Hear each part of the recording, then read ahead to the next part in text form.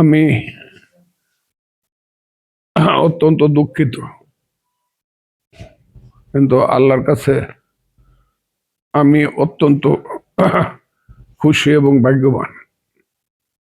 যে অবস্থা গতকাল থেকে ছিল, আমি মনে করেছিলাম যে আমাদের নেতা জনাব তারেক রহমান ভৈরবের সভায় তার বক্তব্য দেওয়াকালীন সময়ে আমরা থাকতে পারব, এবং আমি একদম মেঘনা পর্যন্ত এসেছিলাম। তারপরে দেখলাম আমার দম বন্ধ হয়ে যাচ্ছে।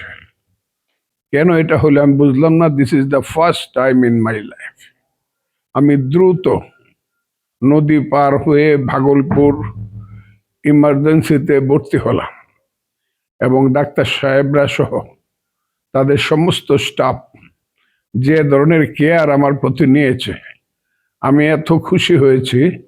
আমার সামনে বারবার সেই মহান মানব জহুরুল ইসলাম সাহেবের চেহারাটা বেশি উঠছে। আমার মনে হয় আমাকে ছাড়ছে না ডাক্তার সাহেবরা, তারা বলছে আপনি থেকে যান 24 ঘন্টা।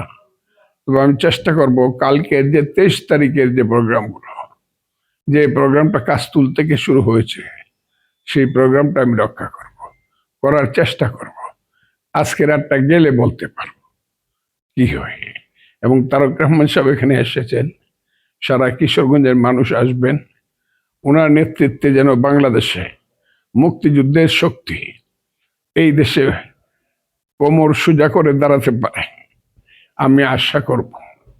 আমি যদি আজকে যেতে পারতাম, তাহলে আমি মানুষকে জিজ্ঞাসা করতাম মুক্তিযুদ্ধের পক্ষে কারা কারা আছেন, এবং পরেই জিজ্ঞাসা করতাম রাজাকারের পক্ষে কারা কারা আছেন, হাত তোলেন।